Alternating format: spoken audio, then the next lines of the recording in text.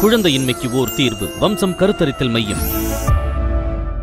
நிறைய பேஷண்ட் வரும்போதே என்ன சொல்லுவாங்கன்னா, எனக்கு பாலிசிஸ்டிக் ஓவேரியன் டிசீஸ் இருக்குது அப்படின்னு சொல்லுவாங்க. நான் தான் சொல்லுவேன், அம்மா இல்லை, உங்கள் தொந்தரவு என்னங்கிறத சொல்லுங்கள், நாங்கள் தான் என்ன பிரச்சனை உங்களுக்கு அப்படிங்கிறத கண்டுபிடிச்சி சொல்லணும். எந்த ஒரு வியாதியையும் கண்டுபிடிக்கணும்னா பேஷண்ட்டோட தொந்தரவு என்ன அப்படிங்கிறத நம்ம பொறுமையாக கேட்கணும். First irregular menses. அந்த irregular mensesனா தள்ளி போய் வர்றது, அதிகமாகவும் உதிரப்போக்கு இருக்கும். இது menstrual disturbance. அடுத்து அதிக எடை.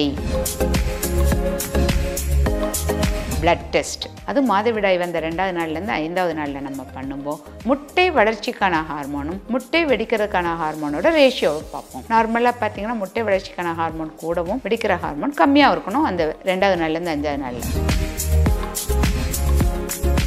நோயாளியோட அறிகுறிகள், ஸ்கேனோட ஃபைண்டிங், பிளட் டெஸ்டோட ரிப்போர்ட், இதை 3ஐயும் சேர்த்து தான் நம்ம ஒரு டெரிவேஷனுக்கே வர முடியும். வணக்கம். இந்த பதிவில் நம்ம பாலிசிஸ்டிக் ஓவேரியன் சிண்ட்ரோமை எப்படி நம்ம கண்டுபிடிக்கிறது அப்படிங்கிறத பார்க்கலாம். ஓபியில் பார்த்தீங்கன்னா நிறைய பேஷண்ட் வரும்போதே என்ன சொல்லுவாங்கன்னா, எனக்கு பாலிசிஸ்டிக் ஓவேரியன் டிசீஸ் இருக்குது அப்படின்னு சொல்லுவாங்க. நான் தான் சொல்லுவேன், அம்மா இல்லை, உங்கள் தொந்தரவு என்னங்கிறத சொல்லுங்கள், நாங்கள் தான் என்ன பிரச்சனை உங்களுக்கு அப்படிங்கிறத கண்டுபிடிச்சி சொல்லணும். ஸோ எந்த ஒரு வியாதியையும் கண்டுபிடிக்கணும்னா ஃபஸ்ட்டு ஹிஸ்ட்ரி, பேஷண்ட்டோட தொந்தரவு என்ன அப்படிங்கிறத நம்ம பொறுமையாக கேட்கணும். இந்த இது வயதுக்கு தகுந்த மாதிரி அந்த பிரச்சனைகள் மாறுபடும். இப்போ பார்த்தீங்கன்னா டீனேஜில் யூஸ்வலாக பெண்கள் ஃபஸ்ட்டு irregular menses. அந்த irregular mensesனால் தள்ளி போய் வர்றது, திடீர்னு வர்றது, வந்தாலும் கொஞ்சமாக ஸ்கேண்டியாக போகிறது, சிலர் பார்த்திங்கன்னா அதிகமாக போகிறது, கூடுதல் நாள் மட்டும் இல்லாமல் அதிகமாகவும் உதிரப்போக்கு இருக்கும். சில மதர்ஸ் என்ன பண்ணிடுவாங்க, 3 மாதம் வரலையே அதனால் போகும் பரவாயில்ல அப்படின்னு விட்டுருவாங்க. ஆனால் என்ன ஆகுன்னா குழந்தை ரொம்ப அனீமிக்காக ஆகிடும், ரொம்ப ரத்த சோகையோடு எங்கள்கிட்ட கூட்டிகிட்டு வருவாங்க. அவ்வளோ தூரம் நம்ம விடவே கூடாது. இது menstrual டிஸ்டர்பன்ஸ்னால் அடுத்து அதிக எடை. இந்த பருவ வயது பூ பெய்துன உடனே பார்த்திங்கன்னா ஒரு அன்யூஷுவலாக ஒரு வெயிட் கெயின் அந்த குழந்தைகளுக்கு. கேட்டோன்னா மதர்ஸ் என்ன சொல்லுவாங்க, அம்மா அது காலையில் ஸ்கூலுக்கு போகிறப்ப சாப்பிட்றதில்ல, மத்தியானம் கொண்டு போகிற டிஃபனே சாப்பிட்றதில்ல, ஆனாலும் வெயிட் வருது அப்படிம்பாங்க. குழந்தைகளும் பார்த்தீங்க அப்படின்னு சொன்னால், நாங்கள் பட்னியாக தான் இருக்கிறோம், ஃபுட்டே எடுத்துக்கிறது இல்லை, ஆனால் எனக்கு வெயிட் வருது அப்படின்னு சொல்லுவாங்க. பட் உடற்பயிற்சி கம்மி, அது ஒரு காரணம், அதிக எடை வர்றது.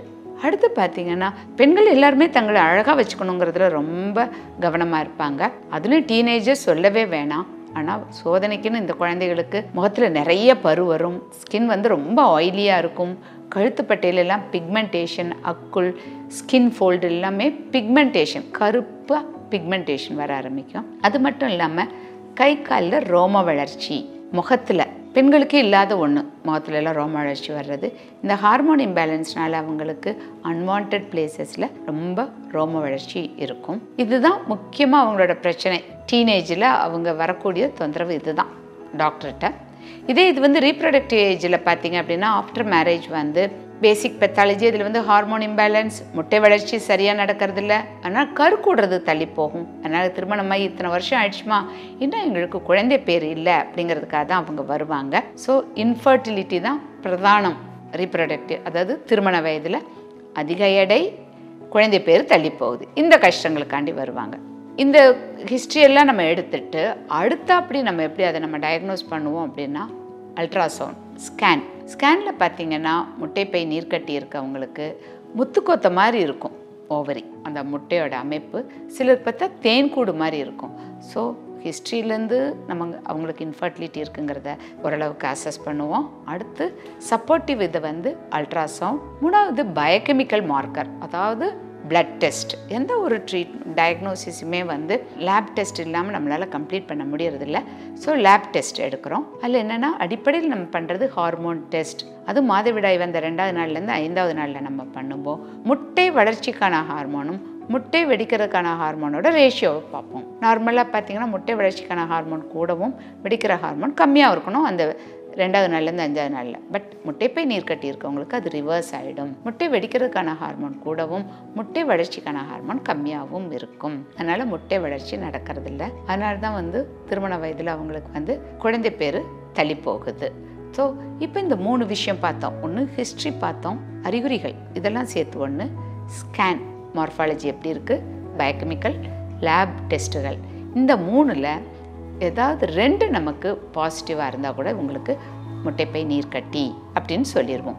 இது எல்லாத்தையும் சேர்த்து தான் ஒரு டயக்னோசிஸ்க்கே நம்ம வரணும். ஒரு ஸ்கேனை மட்டும் பார்த்துட்டு உங்களுக்கு முட்டைப்பை நீர்க்கட்டி அப்படின்னே சொல்ல முடியாது. நார்மலாக இருக்கலாம், ஹார்மோன் பீரியட்ஸ்லாம் ரெகுலராக இருக்கும், பார்க்குறதுக்கு அவங்களோட ரிசர்வ் நிறையா இருக்கிறது, நிறைய முட்டை இருக்க மாதிரி இருக்கலாம். அதை போய் நம்ம பாலிசிஸ்டிக் ஓவேரியன் சிண்ட்ரோம் அப்படின்னு சொல்ல முடியாது. அதனால் ஒரு ஸ்கேனை மட்டும் பேஸ் பண்ணி டயக்னோசிஸ்க்கே வர முடியாது. நோயாளியோட அறிகுறிகள், ஸ்கேனோட ஃபைண்டிங், பிளட் டெஸ்ட்டோட ரிப்போர்ட், இதை 3ஐயும் சேர்த்து தான் நம்ம ஒரு டெரிவேஷனுக்கே வர முடியும். ஸோ இந்த எப்படி கண்டுபிடிக்கிறது அப்படிங்கிற உங்களுடைய சந்தேகங்களை கமெண்ட் பாக்ஸில் போடுங்க. நான் என்னோட அடுத்த பதிவில் அதை தெளிவு செய்து கொடுக்குறேன். நன்றி. குழந்தையின்மைக்கு ஓர் தீர்வு. வம்சம் கருத்தரித்தல் மையம்.